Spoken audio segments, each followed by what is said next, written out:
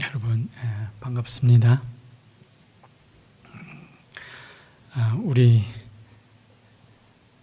주 예수 그리스도 우리 주님의 은혜가 항상 여러분의 심령에 넘치시기를 축복합니다. 우리 하나님 아버지의 말로 다 할 수 없는 긍휼이 어려울 때마다 곤고할 때마다 여러분의 심령에 항상 넘치게 부어지기를 주의 이름으로 축복합니다. 우리 성령 하나님, 여러분이 어떤 길을 걸어가든지 아무도 돌아보지 않을 때도 우리 성령 하나님, 여러분의 심령을 찾아가시고 위로하시고 함께 하시고 우리 아버지의 영광의 나라에 이를 때까지 지켜주시고 인도해 주시기를 진심으로 축복합니다. 저도 여러분과 함께 기도하고 싶습니다. 기도하겠습니다. 살아계신 하나님,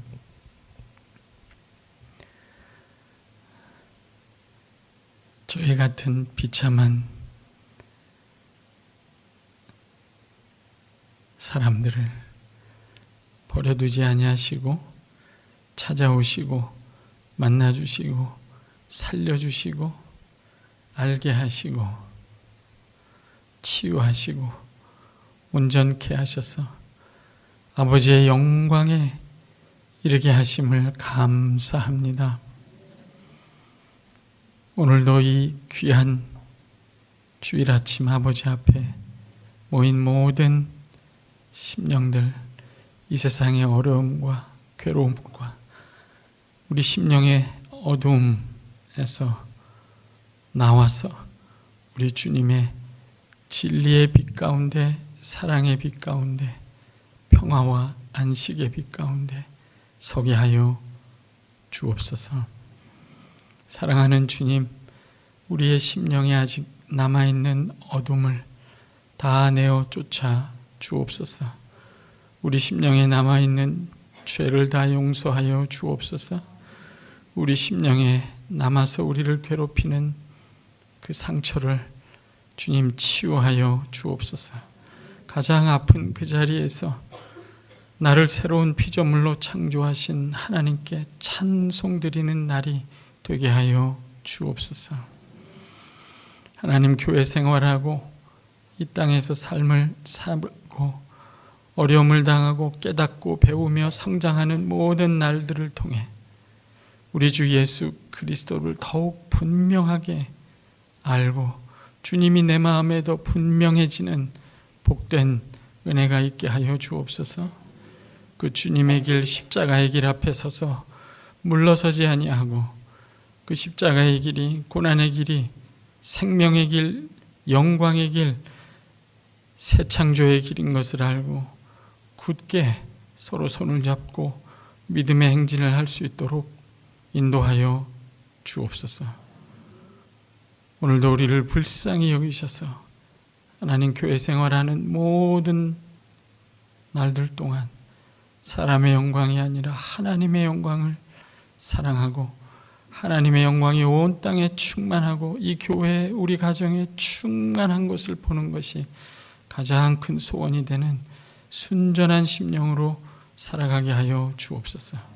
성령 하나님, 오늘도 머리 숙이고 마음을 열고 하나님께 귀를 기울이는 모든 심령을 위로하시고 격려하시고 하늘의 충만한 은총으로 채워주시고 하나님 보좌 앞에 흐르는 생명수의 강을 흘려보내셔서 마시고 살아나게 하여 주옵소서.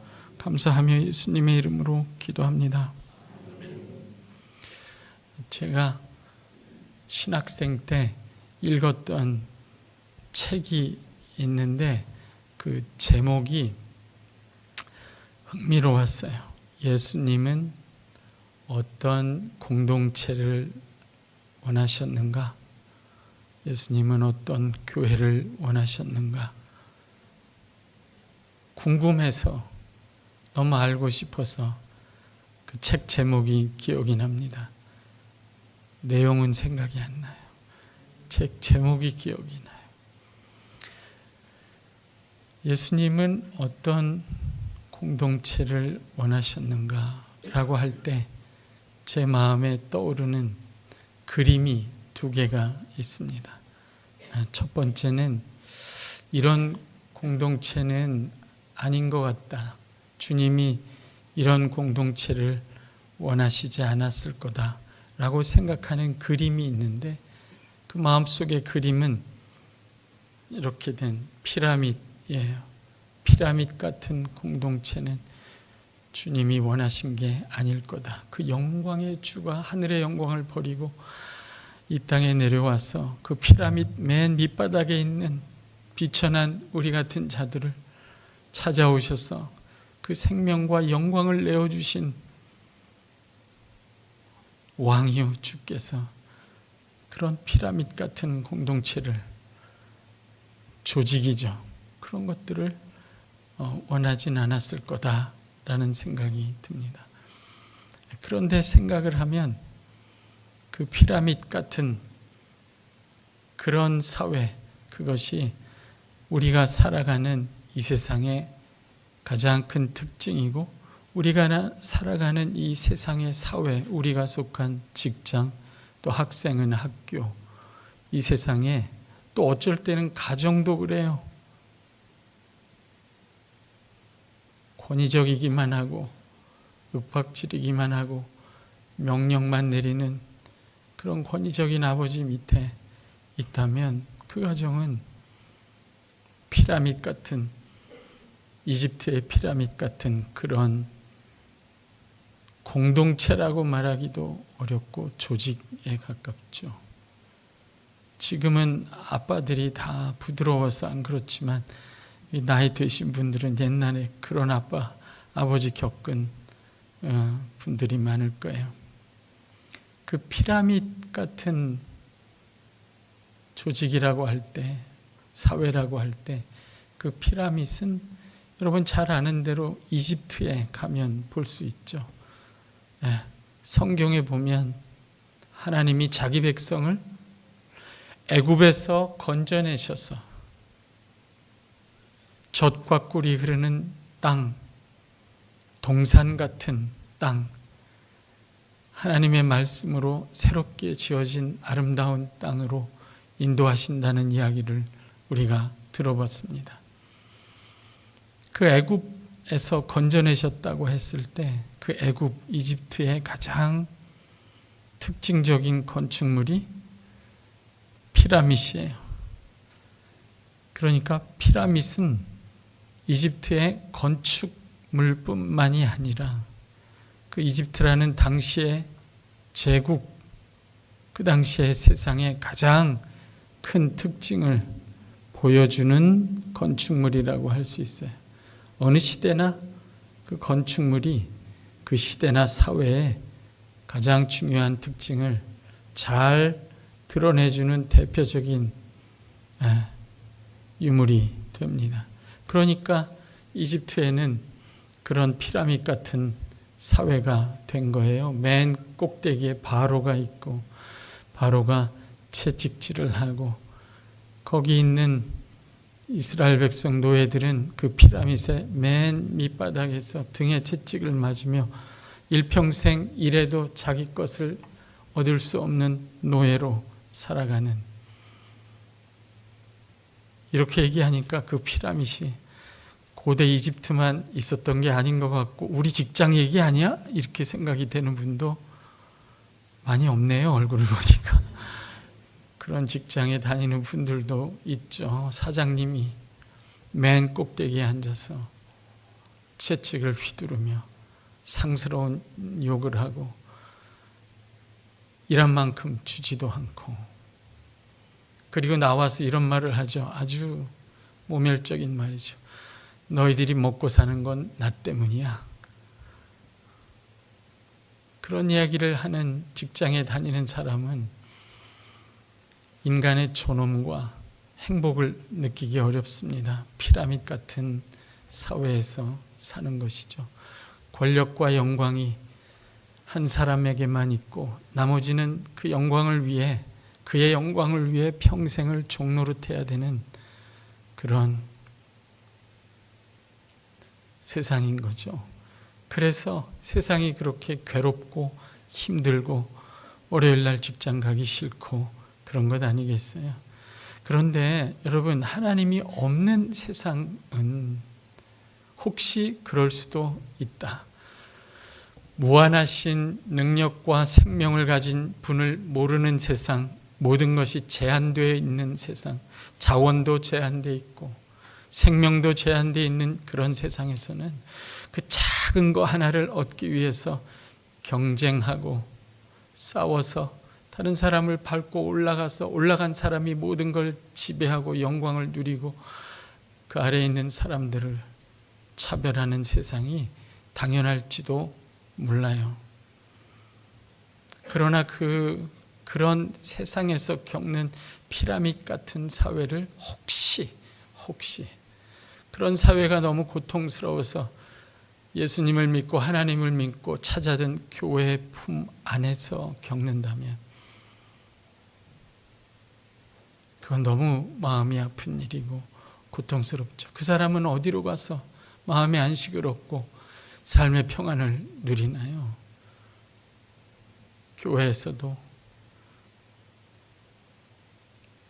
바로가 서서 채찍을 등에 휘두르고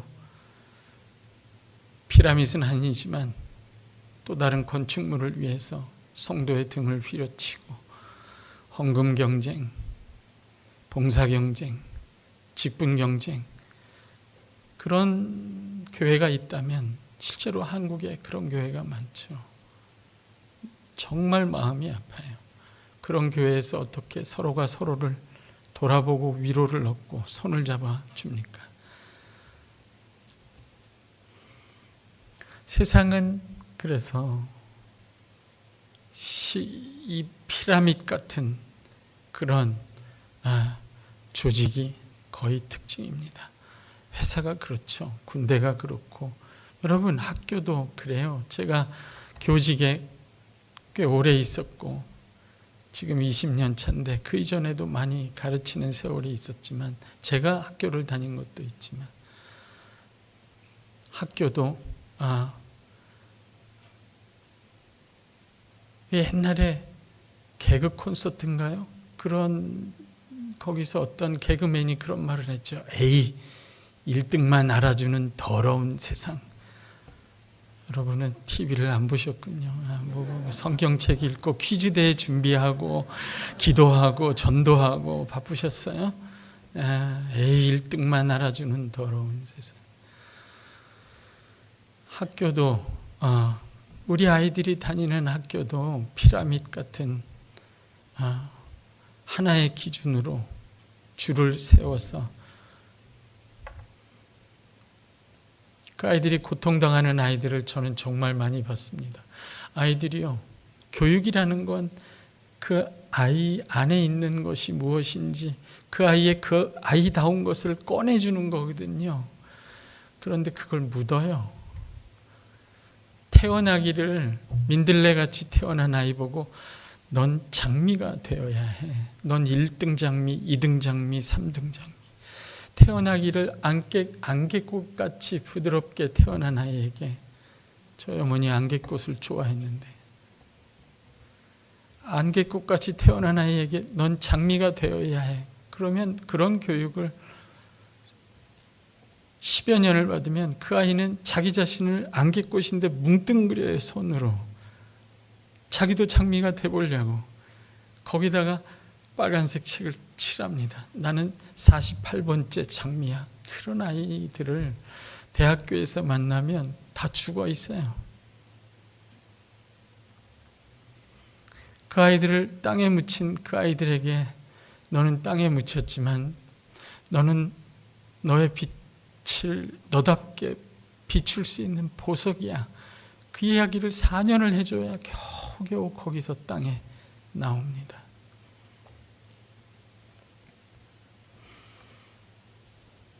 세상은 너무나 자주 이집트만 그런 게 아니라 지금도 이 현대 우리가 살아가는 직장, 자본주의 사회도 모든 것이 제한된 상태에서 경쟁하려고 애를 쓰기 때문에 피라미드 같은 사회에서 시달리고, 여러분 서로 피나게 경쟁하는데 남이 얻기 전에 내가 먼저 얻어야 되는데 옆 사람 돌아볼 그런 긍휼이 어디 있어요. 그러니까 차갑고 잔인해지죠. 세상은 그런 것이에요. 하나님이, 예수님이 그런 사회를 만들라고, 우리에게 그런 공동체를 만들라고 원하셨을까요? 그렇지 않죠. 우리 사회도 그렇고 모든 사람이 평등하다고 선전하는 공산주의도, 그 사회도 마찬가지 피라미드 사회예요. 꼭대기에는 수령이 있고 그 밑에는 공산당원들이 다 지배하고 그 밑에는 착취당하는 민중이 있는 거예요. 왜 세상은 자꾸 이렇게 되는 걸까요? 그래서 하나님은 우리에게 새로운 공동체를 주시고 그걸 이루어가게 하시려고 친히 자기 아들, 그 영광스러운 아들을 보내셔서 우리로 영광스럽게 하시고 새로운 공동체를 만들어 가도록 이렇게 하셨습니다. 여러분, 제가 오래전에 본, 이것도 또 드라마인데 전 맨날 드라마만, 공부도 합니다. 책도 읽고. 스카이캐슬이라는, 여전히 또 안 보셨어요. 성경 읽으셨어요 그때. 스카이캐슬이라는 드라마가 있었죠. 아주 유명한 명화예요. 우리나라 교육사회, 부모님들 자녀 교육 잘 보여주는 그런 드라마였습니다. 거기에 아주 인상적인 인물이 생각나는데 검사 아빠예요. 검사면 공부 열심히 한 겁니다. 나라가 어려울 때 청년들이 이 나라를 살려보겠다고 목숨을 걸고 길거리에 나갈 때도 아마 도서관에서 공부한 사람들일 거예요. 그렇게 검사가 돼서 이 세상의 높은 자리에 가서 아주 큰 저택에서 사는데 자기 아들 둘이 있어요. 쌍둥이 아들에게, 그 아들에게 선물을 줍니다. 아빠가 선물을 주는데 그 선물이 뭐죠? 피라미드 모형이에요. 그리고 그 선물을 거실에다 두고 아이들을 불러서 가르칩니다. 이 피라미드에 여기까지는 내가 너희들을 데려왔다. 너희들이 여기서 태어났으니까 아버지 덕으로 그 다음 꼭대기까지는 너희 힘으로 반드시 올라가야 한다. 그게 선물입니까? 스트레스입니까? 그 두 아이들은 그거를 싫어했어요. 자기가 생긴 대로 살고 싶다는 거예요. 그래서 엄마랑 두 아들이 집을 나갔습니다.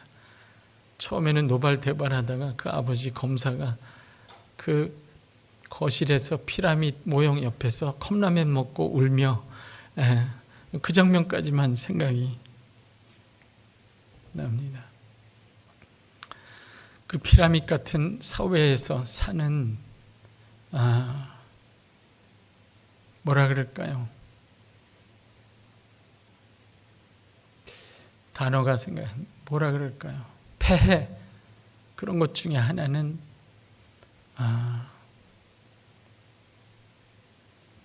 능력주의라는 거죠. 그 경쟁을, 그 교회에서 얘기하면 그걸 공로주의라고 표현하기도 합니다. 능력주의라고 해요. 내가 이 경쟁에서 피라미드 꼭대기에 올라가기까지 내가 얼마나 많은 노력을 했고 내 능력으로 여기까지 왔으니까 내가 가진 걸 왜 나눠야 되냐? 너희들이 그렇게 능력 없이 살고 성공하지 못하고 실패한 것은 너희들이 능력이 없기 때문이지, 그런 태도로 살게 됩니다. 거기에 무슨 이웃과의 긍휼이 있고 자비가 있겠어요? 이게 말뿐이 아니라 실제로 이런 일이 얼마 전에 일어났죠.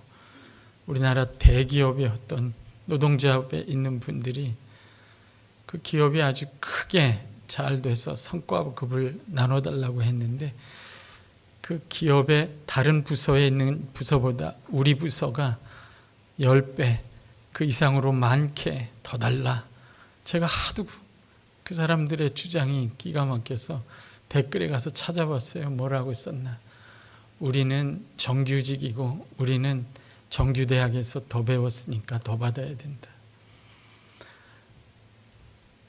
그 회사의 다른 부서에 있는 사람들이 함께 그 기업을 일으키지 않았다면, 하청업체에서 업자들이 물품을 대면서 그 부품을 공급하지 않았다면 있을 수 없는 일인데도 우리가 더 많은 대접을 받아야 되겠다라고 말해서 사회에 많은 지탄을 받은 것을 기억해요. 능력주의라고 하거든요. 그거를 공로주의라고 말합니다. 세상이 그런 피라미드 조직같이 사는 것은 그럴 수 있다는데, 가끔 보면 교회에서도 그런 모습이 보여요. 교회라는 것은 하나님의 은혜가 기초되어 있고, 누구도 하나님의 은혜 위에 서 있지 않은 사람은 아무도 없어요. 우리 중에 예수 그리스도의 보혈이 아니면 이곳에 앉아 있을 수 있는 사람은 아무도 없어요. 하나님의 은혜 없이는 설 수 없는 땅에 서 있음에도 불구하고 시간이 지나면 내가 얼마나 많이 바쳤는데, 내가 얼마나 많이 봉사했는데 라는 공로주의가 들어와요. 그러면 형제들 자매들이 보이지 않고 어느덧 쉬러 오고 평안을 얻으러 온 교회는 똑같은 경쟁에 시달리는 피라미드 같은 전쟁터가 되기 쉽습니다. 그걸 막아야 하는 목회자가 너무 안타까워요. 너무 속상해요. 예수님이 원하시는 공동체가, 교회가 그런 것이었나 생각을 합니다. 나는 공정하게 노력하고 내 능력으로 여기까지 이루어 왔기 때문에 내가 떳떳해, 이건 다 내 거야, 내가 왜 그걸 나눠줘, 이렇게 얘기하는 사람들이 많죠. 그래서 젊은 사람들은요, 요즘의 젊은 사람들은 가장 중요한 가치가 공정이에요. 공정하기라도 해야 이 경쟁을 뚫고 내 능력으로 사다리 타고 거기까지 갈 수 있는 거예요. 공정하기라도 해야. 세상은 공정하지 않은 곳이거든요. 그러니까 공정이 그렇게 중요해요. 젊은 형제 청년들에게는. 기회는 적고 경쟁은 심하니까 내가 고시원에서 노력한 만큼이라도 얻으려면 그 세상이 공정해야 되는 거예요. 그러니까 아버지가 아빠 찬스 쓰고, 그런 세상에서 교회가 그 많은 권력을 가지고 그걸 자식에게 세습하고 그러면 세상은 실망하거든요. 그런데도 불구하고 그 공정이라는 것도 사실 그렇게 공정한 것도 아니에요, 사실. 그 공정한 상태에서 갑자기 강의가 됐네요. 직업이라고 생각해 주세요. 공정하기는 뭐가 공정하다고 생각해서 내 능력대로 된 거니까 내가 잘난 거야. 그건 내 몫이야. 그걸 왜 그 사람들한테 나눠줘? 이러니까 세상이 차가워지거든요. 정말 공정한 게 다일까요? 마이클 샌들이라는 사람이 공정이라는 착각이라는 책도 썼어요. 그 공정할 거라고 생각하지만 사실 다. 여러분, 아버지가 대기업 회장이면 그 아들은 대기업에서 인턴하기 쉬워요. 아버지가 청소 노동자면 그 아들이 아무리 뛰어나도 그런 기회 갖기 어렵습니다. 제가 서울에 있는 어떤 기독교 대학 채플에 가서 그 학생들한테 그런 얘기를 했어요. 그렇게 살면 이웃을 위해 헌신한, 조국을 위해 헌신한 독립투사들 어떻게 이해하고 그들을 존경하고 그런 마음을 가지고 이 나라를 이끌어갈 것이냐. 그럴 수 없다. 그렇게 냉정하게 생각해서는 이 세상이, 우리 사회가 자비도 없고 긍휼도 없는 사회가 되지 않냐. 그때 옆에 창밖을 보니까 운동장이 있었어요. 그래서 제가 그 예를 들었습니다. 저 운동장에서 열심히 뛰어가지고 당신이 1등 했다고 생각해보자. 그 당신이 공정하게 경기에서 1등 한 거지만 생각해봐라. 그 운동장은 누가 졌냐. 어느 이름으로 노동자가 와서 눈비 맞으며 뜨거운 햇빛에서 우리들의 아버지의 아버지가 와서 그 운동장을 지어놓은 거 아니에요? 내 노력으로 여기까지 왔다고 말하지만 우린 수없이 하나님의 은혜와 수많은 이웃들의 은혜 위에 서 있습니다. 그걸 잊어버릴 수가 있어요. 이 이집트 같이 이런 피라미드 같은 사회에서는. 그런 사회는 아닐 거다. 예수님이 원한 공동체는 어떤 공동체일까? 제가 생각했을 때 제 마음에 떠오른 거는 동산이었어요. 동산. 꽃동산, 에덴 동산 같은 동산이에요. 새 에덴 동산. 그러니까 예수님이 하나님 나라는 이와 같으니라고 설명하면서 한 비유를 드신 적이 있죠. 포도원 주인. 구약에서도 포도원 얘기하잖아요. 예수님도 포도원, 하나님 나라 얘기할 때 그것도 동산이거든요. 근데 포도원 얘기를 하면서, 포도원 주인 얘기를 하면서 아주 충격적이고 놀라운 얘기를 해요. 그 포도원 주인이 새벽 6시에 일꾼을 들여보내고 9시에 들여보내고 12시에 들여보내고 3시에 들여보내고 끝나기 1시간 전 5시에 들여보냈는데 일당을 줄 때는 다 모아서 전부 똑같이 줬어요. 공정합니까? 근데 약속한 돈이에요. 약속한 일당을 준 거예요. 늦게 왔던 일찍 왔던 하나님이 주신 것이 너무나도 영원하고 엄청난 것이기 때문에 사실 아무 차별이 없는 거죠. 하나님의 은혜가 나타나면 인간이 생각하는 모든 공정과 이게 내 능력으로 했다 하는 것과 그런 것들이 다 차별이 무너집니다. 은혜는 차별을 무너뜨려요. 그렇다고 해서 내가 열심히 일하고 열심히 노력하고 하나님께 영광 돌리려 애쓰는 것이 소용없다는 게 아니에요. 은혜가 기초다 하는 거예요. 그거를 잊어버리면 우리는 순식간에 이 은혜로운 아름다운 공동체도 세상과 다름없는 경쟁의 공동체가 됩니다. 제가 어렸을 때 70년대에 그때 10대였는데 그때 어린이들 동요 대회가 있었어요. MBC에서 했는데 그 동요대회 이름이, 웃으시는 분은 기억이 나는 거예요. 어린이 동요 대회인데 제목이 누가 잘하나요. 그게 그 시대 정신이었어요. 여러분, 교회끼리도 누가 잘하나 경쟁하지 않아요? 교회 안에서도 합니까?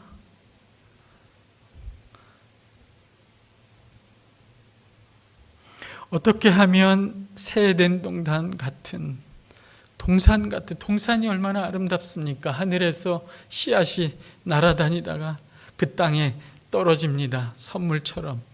그 씨앗이 하늘로부터 온 생명을 가지고 그 동산의 땅에 떨어져서 은혜로 심겨요. 그런데 그 씨앗이 다 같이 하늘로부터 온 생명을 갖고 있지만 다 달라요. 꽃이 어떤 건 민들레고 어떤 건 장미고 어떤 거는 안개꽃으로 다양하게 핍니다. 서로 존엄하게 생각하고 존중하고 협력하고 함께 경쟁보다는 협력하여 조화를 이루는 그런 아름다운 동산 같은 교회가 되시기를 주의 이름으로 축복합니다. 그래서 낮은 숲으로 한 것 같아요. 제가 깊이 생각해 봤어요. 그래서 이 설교를 하는 것도 그래요. 낮은 숲. 피라미드는 꼭대기가 높죠. 낮은 숲. 낮지만 각자 자신이 하늘로부터 온 영원한 생명을 소유하고 있고 다 나름대로 아름답게, 서로 좀 다르지만 아름답게 피어나는 자기답게 영광스러운 모습, 하나님이 그에게 원하시는 영광스러운 모습으로 피어나는 것. 저는 왜 교회가 이렇게 획일적으로 되는 것도 너무 힘들어요. 여러분, 동산에서 비가 막 내리면 민들레는 갑자기 장미가 됩니까? 동산에 있는 모든 꽃이 장미로 변해요? 성령님이 우리 안에 내려오셔서 여러분 안에 거하시면 여러분을 가장 여러분답게 하나님의 형상으로 가장 그 사람의 아름다운 모습, 덕스럽고 영광스러운 모습으로 살려내십니다. 다 다른데 너무 아름답고 영광스러운 하나님의 형상으로 만들어내세요. 어떻게 하면 우리가 이 새 에덴 동산 같은 그런 교회가 될 수 있습니까? 제가 하는 첫 번째 이야기는 이겁니다. 여러분, 하나님이 은혜로 주신 영광을 빼앗기지 말고 소유하시고 누리시기를 주의 이름으로 축복합니다. 제가 은혜로 얻은 영광이라고 했습니다. 여러분이 노력하고 세상에서처럼 잘 드세요. 경쟁하고 여러분이 잘나서 노력해서 남보다 더 열심히 해서 얻은 영광이 아니에요. 그건 피라미드 꼭대기에 있을지라도 하나님께, 하늘에 계신 하나님의 아들이 내려와서 하늘에 있는 영광을 여러분에게 은혜로 주신 영광에 비하면 아무것도 아니에요. 여러분은 이미 그리스도 예수를 믿음으로 그 예수 안에서 하늘의 영원한 영광을 은혜로 얻은 존재 성도입니다. 세상에서 내가 원하는 영광을 얻지 못했을지라도 아무 상관이 없어요. 아니, 얻었더라도 아무 비교도 되지 않습니다. 그리스도 안에서 여러분은 은혜로 이미 놀라운 영원한 영광을 이미 얻으셨어요. 여러분, 얼굴이 필 때까지 이야기를 해야 되는가? 영원한 영광을 얻으셨어요. 지금 문제가 뭐예요? 야고보서 2장에 여러분 세상의 영광스러운 모습, 아름다운 옷을 입고 들어오니까 이 앞쪽에 앉으세요. 이렇게 된 거예요. 그런 사람이 교회 오면 의사세요, 국회의원이세요, 악수도 더 오래 하게 되죠? 축복 기도도 더 오래 하게 되죠? 아니군요. 그 아름다운 옷을 입었다는 건 원문에 보면 람프로스라는 말, 빛나는 옷을 입었다 그 말이에요. 그것도 영광이에요. 일종의 거기에 눈이 가는 거예요. 그리고 빛나지 않는 옷을, 허름한 옷을 입고 들어온 성도는 오래 쳐다보지도 않아요. 여기서 보면 눈여겨봤다라고 얘기하죠. 그러니까 차별은 어디서 태어나냐면 태도에서 나타나는 거죠. 그 태도는 어디서 나오냐면 시선에서 나와요. 그러면 이렇게 물어야 되죠. 저와 여러분은 어떤 영광에 눈이 가 있습니까? 그렇게 물어봐야 돼요. 어떤 영광의 시선이 가 있습니까? 여러분, 세상의 영광, 그것도 좋은 거예요. 그 세상의 영광의 시선이 가 있으면 둘 중에 하나예요. 우울하거나 교만해지거나. 세상의 영광은 참 희한하게도 그 영광을 쫓는 사람이나 그걸 얻은 사람, 옆에 있는 사람을 다 비참하게 만듭니다. 그런데 하나님의 영광을 바라보고 추구하는 사람은 그 사람을 자유하게 할 뿐만 아니라 그 옆에 있는 사람도 자유롭게 하고 영광스럽게 만들어요. 참으로 다릅니다. 저와 여러분은 어떤 빛나는 것에 눈이 가 있어요. 그러니까 야고보가 이렇게 얘기하는 겁니다. 원문에 따르면 빛나는 옷을 입고 들어온 사람이 있는데 눈여겨보고 시선이 그 영광에 가 있으니까 태도가 바뀌고 그러니까 차별이 생기는 거잖아요. 그런 성도들을 고치는데 복음으로 고쳐요. 복음으로. 그래, 너도 예수 믿고 복 받아서 똑같이 빛나는 옷을 입도록 하나님이 주시도록 축복하노라. 그런 식으로 고치지 않습니다. 그러면 거기도 똑같은 피라미드 같은 사회가 되기 때문에 그래요. 복음으로 고쳐요. 그러니까 2장 1절에 이렇게 이야기하죠.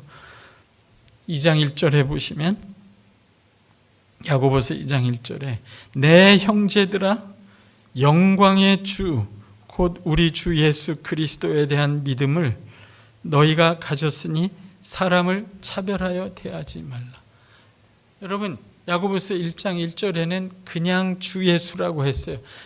주 예수 그리스도의 종 야고보는 그냥 주라고 했어요. 여기서는 그렇게 말 안 하고 영광의 주라고 일부러 이름을 붙였어요. 영광의 주. 한번 따라 하시겠어요? 영광의 주. 여러분, 기도할 때 주여 하죠? 그 주여가 영광의 주입니다. 원래 주라는 말보다 세상에 높은 단어는 없어요. 이 주라는 거는요, 시편 110편에 있고 사도행전에 사도들이 선포한 대로 예수님이 죽고 부활하시고 승천하셔서 하늘에 오르셔서 하나님 보좌 우편에 앉으신 우리 주님을 부를 때 주라고 부르는 거예요. 여러분, 예수 믿으셨죠? 믿었다는 건 받았다, 영접했다는 거예요. 내 안에 들어오셨다는 거예요. 내 안에 들어오셔서 여러분 안에 들어오신 예수님이 영광의 주입니다. 그리고 여러분은 그 영광의 주 예수 그리스도와 함께 세례를 받아서 한 몸이 되셨어요. 한 몸이 되셨어요. 아멘. 그러면 그 영광의 주께서 갖고 있는 그 높으신 영광이 누구의 것입니까? 아직도 누구의 것이에요? 여러분의 것이에요. 아니, 남편 아내도 결혼하면 남편에게 다 아내 거잖아요. 아내 거는 아내 거고, 예수님과 연합해서 세례받았으면 예수님의 모든 것은 전부, 제발 이걸 잊지 마세요. 예수님에게 일어난 모든 일은 여러분에게 일어난 거예요. 예수님이 죄를 이기시고 죄에서 나오셨으면 여러분도 죄에서 나온 거예요. 예수님이 죽음을 이기시고 부활 생명을 얻으셨으면 여러분도 죽음을 이기고 부활 생명을 이미 얻은 거예요. 그분이 죽고 부활해서 하나님 보좌 우편에 앉아 계시면 여러분도 그분과 함께 한 몸으로 믿음 안에서, 그리스도 안에서 하나님 보좌 우편에 이미 앉아 있는 거예요. 그게 예수 믿었다는 뜻이에요. 그분의 영광이 이미 여러분의 것입니다. 제가 어느 시골에 교회 갔는데 주일 예배를 드리려 하니까 주일 아침에 어르신들이 허리가 다 이래가지고 들어오셨어요. 아주 육신적으로 다 약해지시고, 또 거기 계신 중년의 집사님들도 허름한 옷을 입고 노동에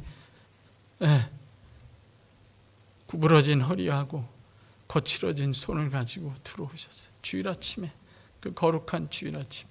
그런데 그분들이 들어오는데 제 눈에는 하늘의 거룩한 성도가 들어오는 것 같이 보였어요.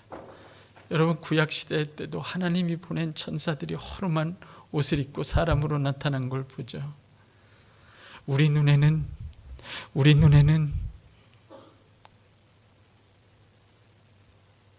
허름한 아파트에 사는, 별거 아닌 일을 하는 그런 허름한 성도같이 보여도, 여러분, 그가 예수를 믿으면 그 안에 영광의 주 예수 그리스도의 영광이 그 안에 있는 하늘에 속한 거룩한 성도입니다. 함부로 보지 마십시오. 외모로 보지 마시고 세상이 보는 눈으로 보지 마시기를 간절히 주의 이름으로 부탁합니다. 세상은 여러분이 누군지 알 수 없습니다. 모릅니다. 하나님이 여러분을 찾아오셔서 거듭나게 하시고 예수 그리스도를 주시고 그 아들을 주시고 그 아들의 생명과 영광을 주신 하나님의 역사를 설명할 수 있는 건 하나님의 말씀뿐이에요. 하나님의 말씀만이 여러분이 정말 누군지 알려줍니다.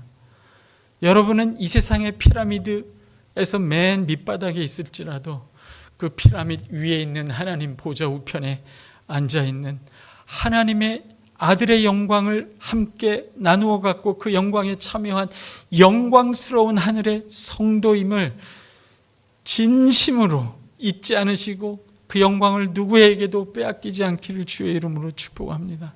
성령 하나님께서 이 사실을 여러분이 믿게 해주시기를 주의 이름으로 축복합니다. 그래야 세상을 이깁니다. 여러분, 이 세상을요, 그 피라밋에서 내가 남보다 더 많이 올라가는 것으로는 절대로 못 이깁니다. 여러분은 그리스도 안에서 복음으로 예수 그리스도 안에서 이미 승리하셨어요. 이미 영광을 얻으셨어요. 에베소서 2장에 한번 보십시오. 에베소서 2장 4절에서 6절입니다. 우리 다 같이 한번 읽어볼까요? 시작.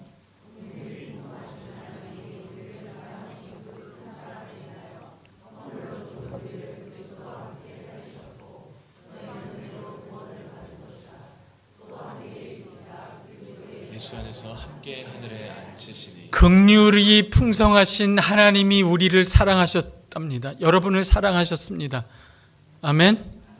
여러분 중에 이렇게 생각할 거예요. 아, 목사님, 저는 평생 지하 단칸에서 살고 있는데 하나님이 날 사랑하기 뭘 사랑해요? 아직도 직장도 없는데 뭘 사랑해요? 하나님이 사랑하셨답니다. 그 큰 사랑을 인하여 무엇으로 사랑하셨나요? 지하 단칸방에 있어도 여러분 안에 그 아들을 주셨습니다. 그 아들을 아끼지 않고 주셨어요. 예수 믿었다는 건 그런 거예요. 그 아들로 말미암아 죄에서 해방되었고 완전히 해방되고 있고 해방될 뿐만 아니라 사망에서 나왔고 나오고 있을 뿐만 아니라 여러분 안에 부활 생명이 있는 걸 아세요? 죽음을 이긴 부활 생명이 있는 걸 아세요? 사도 바울이 얘기한 것처럼 내 몸은 늙어지나 내 속은 날마다 새롭도다. 생명의 성령의 영이, 죽음을 이긴 부활 생명의 영이 날마다 역동치고 있는 거예요. 여러분 안엔 죽음을 이긴 부활 생명이 이미 있어요. 부활절만 있습니까? 매번 있습니다. 여러분, 꼭 정관장을 먹어야 내가 건강해져. 부활 생명이 있어요. 서운해하지 마세요. 왜 올가을에는 정관장 안 주나? 그거 필요 없어요. 그거 다른 사람 줘요. 줄 데 없으면 저한테. 어쨌든 저도 필요 없어요. 부활 생명이 있는데, 부활 생명만 있을 뿐만 아니라 죽고 부활해서 여러분, 하나님 보세요. 6절에 함께 일으켰어요. 그리고 그리스도 예수 안에서 함께 하늘에 앉히시니. 앉힐 거라고 했습니까? 원래 헬라어 원문에는 이미 일어난 일로 돼 있어요. 아무도 못 바꿔요. 여러분은 예수 그리스도를 믿을 때 그리스도와 함께 이미 하나님 보좌 우편에 이미 앉아 있습니다. 성령께서 그거를 여러분 마음에 큰 확신으로 알게 해주시기를 주의 이름으로 축복합니다. 다른 사람 얘기가 아니라 예수 믿는 내 얘기예요. 내가 지금 어디 앉아 있다고요? 그걸 어떻게 이런 표정으로 얘기하느냐? 여러분이 어디에 앉아 있다고요? 하나님 보좌 우편이면 거기보다 높은 곳이 있습니까? 없습니까? 직장에 나가면 월요일 날, 아니 여러분 아파트에 가면 로얄층에 사는 사람이 예수 안 믿는 로얄층에 사는 이웃이 높아요? 예수 믿는 내가 1층에 사는 내가 높아요? 문제는 로얄층에 계신 분이 예수 믿는 경우가 참, 그때는 다 같이 하나님 보좌 우편에 있기 때문에 상관이 없는 거예요. 여러분, 직장에 나갔어요. 여러분 힘들게, 아유 오늘도 저 부장 얼굴을 봐요. 예수 안 믿는 부장이 높습니까? 예수 믿는 말단 직원인 여러분이 높습니까? 여러분이 훨씬 높죠. 예. 그래도 부장님한테 인사는 드려야죠. 부러워요? 불쌍해요? 불쌍한 거죠. 그런 마음으로 살면요, 여러분이 이상한 사람이 돼요. 항상 기쁘거든요. 항상 기뻐요. 범사에 감사해요. 쉬지 말고 기도하게 돼요. 저 불쌍한 부장을 위해. 그러면 물어봐요. 그 부장이 너 도대체 무슨 너한테 왜, 아니 이번에 승진에 떨어졌는데 뭐가 그렇게 기쁘니? 그러면 속으로 내가 높니 네가 높니? 그런 게 되는 거죠. 그러면 이상해요? 안 이상해요? 그 부장이. 그러면 참 이상하다. 너는 어려운 일을 시켜도 하나님께 하듯이 신실하게 하고 남을 속이지도 않고 올라가나 내려가나 항상 기뻐하고 도대체 네 안에 있는 소망의 이유가 뭐냐? 너 왜 그러냐? 그럼 그때 뭐라 그래요, 여러분? 낮은 숲 교회에 다닙니다. 이렇게 전도를 그렇게 하는 거예요. 물티슈도 줘야 되지만 이렇게 해야 전도가 되는 거죠. 세상을 세상에 없는 그 영광을 가진 존재란 말이에요.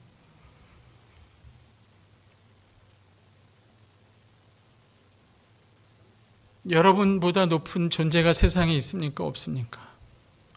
성도보다 높은 존재는 세상에 없습니다.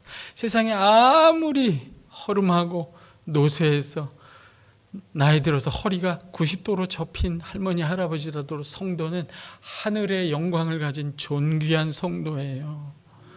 그게 성도의 존엄입니다. 옆 사람을 쳐다볼 때 절대로 세상이 보는 것처럼 외모를 보지 마십시오. 시선이 태도를 결정하는 거예요. 내 옆에 있는 예수 믿는 형제, 아직도 직장도 못 가는 그 형제 속에 있는 영광의 주를 보세요. 그 눈을 하나님이 여러분과 저에게 주시기를 주의 이름으로 축복합니다. 그 영광을 얻은 존재예요. 그러면 여러분이 세상에서 성도로서 예수님과 함께 하나님 보좌 우편에 앉아 있는 거죠, 지금?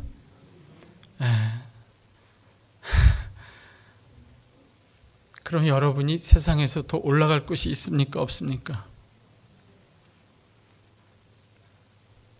있습니까? 없습니까? 부러운 사람이 있습니까? 없습니까? 성도는요, 그래서 이 세상에서 내려갈 일밖에 없는 사람들이에요. 그래서 초기교회 선교자들이, 전도자들이 모든 것을 내려놓고 호롤단신으로 성경책 한 권 들고 온 로마 제국을 흩어다니며 복음을 전했어요. 집도 없고 아무것도 없이. 자기는 이미 영광을 얻은 존재이기 때문에 그런 겁니다. 예수 믿는 성도는요, 이 세상에서 더 이상 올라갈 곳이 없는 존재예요. 부러워하는 게 불신앙이에요. 그럴 수가 없어요. 내려갈 일밖에 없습니다. 내려가다가 하나님이 할 수 없이 부탁하면 목사도 하고 장로도 하고 사장도 하고 국회의원도 어쩔 수 없이 하는 거예요. 성도가 가장 높은 존재입니다. 하나님 보좌 우편에 그리스도와 함께 앉은 영광이. 그럼 여러분이 이 세상에서 더 올라갈 일이 있습니까? 없습니까? 있습니까? 없습니까? 자신이. 그래서 예수님이 이렇게 말씀하신 거예요. 잘 들으세요. 왜 우리가 수고하고 무거운 짐을 지고 피곤합니까? 이 피라미드 꼭대기에 올라가야 되니까 그렇잖아요. 예수님이 이렇게 얘기하셨어요. 수고하고 무거운 짐진 자들아 다 내게로 오라. 내가 너희를 쉬게 하리라. 그래서 드디어 쉴 수 있는 거예요. 성도는 세상 싸움이 다 끝나버린 사람들이 성도라는 뜻이에요. 안식을 누릴 수 있는 존재입니다. 그러니까 섬길 일밖에 없죠. 내려와서 섬길 일밖에 없는 게 성도예요, 여러분. 오래전에 어떤 서울의 큰 교회에서 이런 캠페인을 했습니다. 서서평 선교사라고 아세요? 독일의 어떤 홀로 결혼 안 한 미혼 처녀 간호사인데 이 땅에 고한말에 와서 그때 그렇게 과부들이 많았대요. 소방 맞아 쫓겨난 과부들이. 고아들도 많고. 그 처녀로운 간호사 선교사 서서평 선교사가 그 고아와 과부들을 다 끌어안고 참으로 희생적인 삶을 살았습니다. 그분을 기억하면서 이런 캐치프레이즈를 걸었어요. 그 교회에서. 참 좋은 구호예요. 성공이 아니라 섬김이다. 성공이 아니라 섬김이다. 근데 너무 귀한 구호인데 제 마음속에는 약간 의심이 들었어요. 제가 여러분을 잘 안 믿거든요. 아니요. 성공이 아니라 섬김이다 그러면 성공할 일을 내려놓고 섬길 사람들이 많을까? 그런 생각도 했어요. 참 맞는 구호지만 저는 그걸 복음적으로 조금 다르게 해야 할 거다 생각했어요. 그래서 내 마음속에 이렇게 바꿨어요. 저 혼자. 성공이 아니라 섬김이다가 아니라 이렇게요. 성공했으니까 섬김이다. 여러분이 어떻게 더 성공합니까? 예? 예수 안 믿는데 연봉을 2억 받아서 1억은 정관장 사 먹고 1억은 보약 먹으면 부활 생명이 생겨요? 안 생겨요, 여러분. 예수 믿고 은혜로 얻는 거예요. 한번 따라 합시다. 은혜로 얻은 생명. 누구에게도 이 세상에게도 빼앗기지 않으리. 그거를 빼앗기지 않아야 합니다. 그 예수님이 그 영원한 영광을 가지고 이 땅에 내려오셨어요. 부요한 자께서 우리처럼 가난하게 되셔서 우리가 무슨 영광이 있습니까? 우리같이 가난한 자를 부욕해 하시려고 그분이 내려오셔서 자기 영광을 은혜로 주셨어요. 다시 한번 제가 간곡하게 말씀드릴게요. 영광이라는 건, 진짜 영광은요, 여러분이 노력해서 피라미드 계단을 올라가서 직장에서 피 튀지게 싸워서 남들보다 잘 돼서 얻는 영광이 아니에요, 여러분. 그런 영광은 우리를 교만에, 헛된 자랑에 빠지게 합니다. 교회 안에서 그런 시험에 든 사람도 많잖아요. 목사님, 제가 사업을 했는데 옛날에 왕년에 제가 연봉이 20억이었어요. 뻥 튀겨가지고. 여러분, 그런 것들은 사람을 헛된 자랑으로 몰고 가거나 낙심으로 몰고 갈 뿐이에요. 진짜 영광은 예수 믿고 너무나 놀랍게도 거저 은혜로 얻었습니다. 이 영광을 빼앗기지 마시기를 주의 이름으로 축복합니다. 그리고 이 성도에게, 우리 같은 비천한 자들에게 이 영광을 주시려고 그분이 이 땅에 내려오셨어요. 영광 없는 자에게 영광을 주시려고 그 긍휼을 베풀어 주셨어요. 한번 따라 합시다. 긍휼. 긍휼이 아니면 그건 거저 주는 거잖아요. 긍휼이 아니면 우리가 어떻게 이 값없는 영광을 은혜로 얻습니까, 여러분?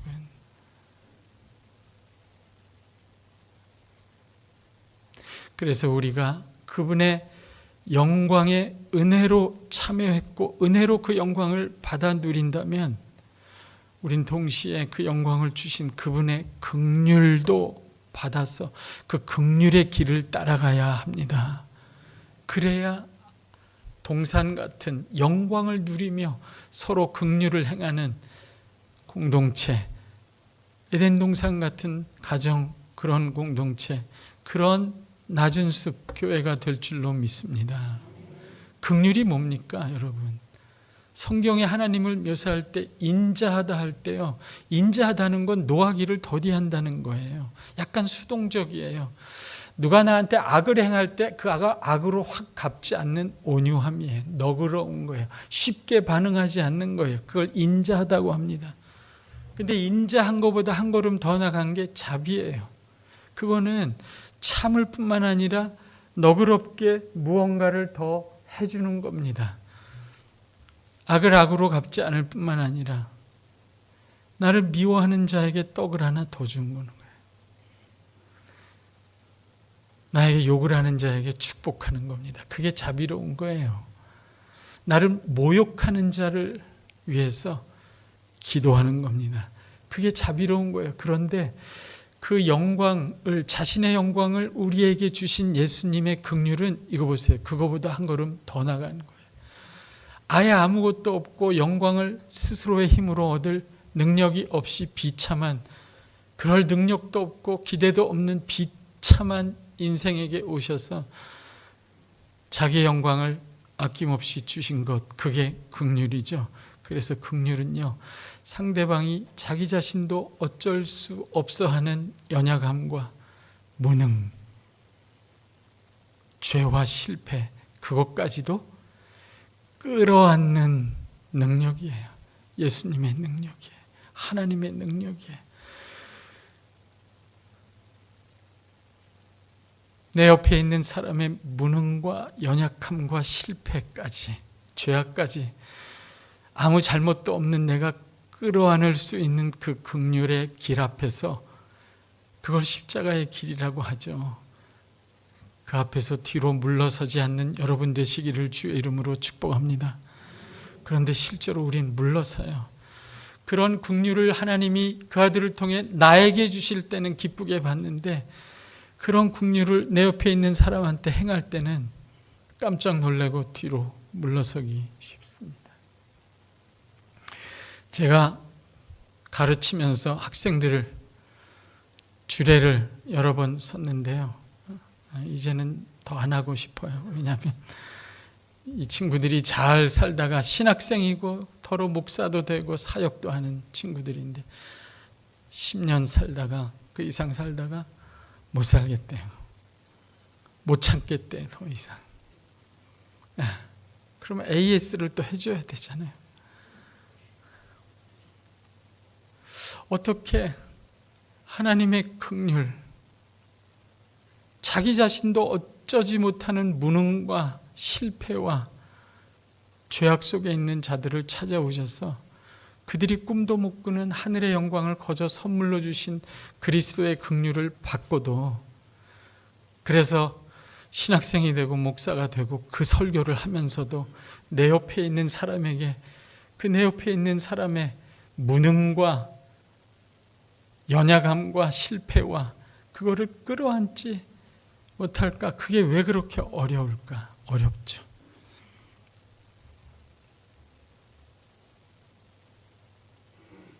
그 긍휼의 길을,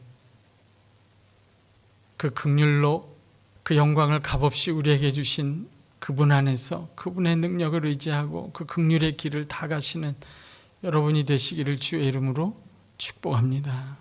어렵지만 갈 수 있습니다. 그 영광을 받아서 그 긍휼의 길을 갈 수 있죠. 그래서 그 친구들에게, 제가 상담했던 그 친구들에게 자주 여러 번 그렇게 얘기했어요. 어렵거든. 긍휼을 베풀기 정말 어렵거든. 고린도전서 13장을 한 자도 빠지지 말고 다 암송하고, 암송할 뿐만 아니라 묵상할 뿐만 아니라 고린도전서 13장의 그 사랑의 말씀, 그 단어 하나하나가 너의 마음에 아무런 걸림이 없고 행동에 걸림이 없을 때까지, 그 말씀이 네 속에서 육신이 될 때까지 암송하고 묵상해서 그 말씀이 네 안에서 육신이 되게 해라. 그러면 그 긍휼의 길을 따라갈 수 있을 거라고 이야기하곤 합니다. 긍휼은 상대방이 자기 자신도 어쩌지 못하는 연약을 내가 짊어지는 겁니다. 그렇게 할 때 하나님이 이 땅에 세우시는 아름다운 새로운 에덴 동산 같은 공동체가 태어납니다. 예수님이 우리에게 하셨듯이 우리가 서로에게 그렇게 할 때 말이죠. 외람되지만 제가 교수 생활하면서 조교를 뽑을 때요, 단 한 번도 나의 필요를 채워주는, 나의 필요를 위해서 조교를 뽑은 적이 없어요. 나를 필요로 하는 조교를 뽑았어요. 내가 아니면 학교를 그만둘 아이, 수없이 학교를 그만뒀던 아이, 너무 가난해서 학교를 다닐 수 없는 아이, 지력이 좀 떨어져서 학업을 따라갈 수 없는 아이, 그런 아이들을 조교로 데리고 졸업할 때까지 지낸 적이 많습니다. 그 아이들이 내 연구실 청소 안 합니다. 그건 제가 해요. 주로 같이 밥을 먹고 그 아이 얘기를 들어주고 가르치고 상담해 주는 일이 대부분이었습니다. 2시간 수업하고 와서 어쩔 때는 4시간씩 이야기를 합니다. 그 중에 어떤 아이가 졸업하고 저한테 문자를 보냈어요. 교수님, 졸업해도 교수님 연락해도 됩니까? 제가 너무 가슴이 아팠어요. 그 아이는 12살 때 아버지가 곁을 떠난 아이였어요. 그 아이 옆에서 어른이 지켜보는, 그 아이를 지켜보는 어른이 한 명도 없던 아이였어요.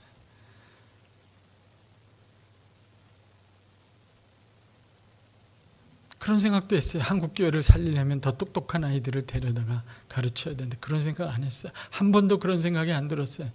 똑똑한 아이들은 스스로 알아서 하는데 내가 없으면 안 되는 아이들이 내 옆에 있어야지.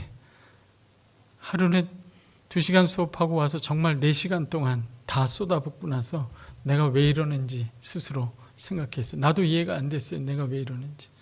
그런데 버뜩 제 마음에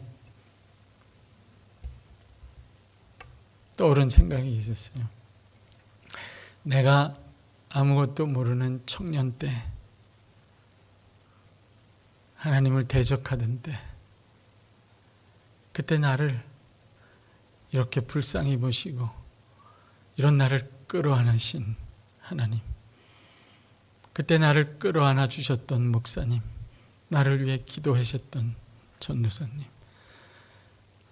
나 같은 자에게, 가망 없는 자에게 긍휼을 베푸신 그 긍휼이 생각나서 내가 그렇게 했구나, 그런 생각을 했습니다.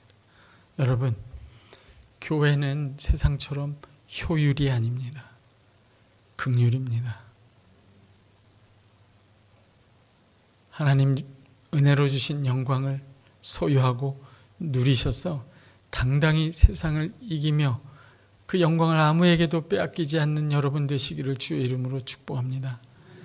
그리고 그 영광을 다만 불쌍히 여기심으로 나 같은 것에게 주신 하나님의 긍휼을 옆에 있는 가족에게, 아내에게, 남편에게, 자녀에게, 교회 식구에게, 그리고 아무것도 모르는 직장에 그 예수 안 믿는 부장에게 그 긍휼을 베푸셔서 가정에서도 이 교회에서도 새된 동산 같은 낮은 숲, 직장에서도 새된 동산 같은 낮은 숲, 피라밋을 새된 동산 같은 동산으로 바꾸어 가시는 하나님 나라의 귀한 성도들 되시기를 주의 이름으로 축복합니다.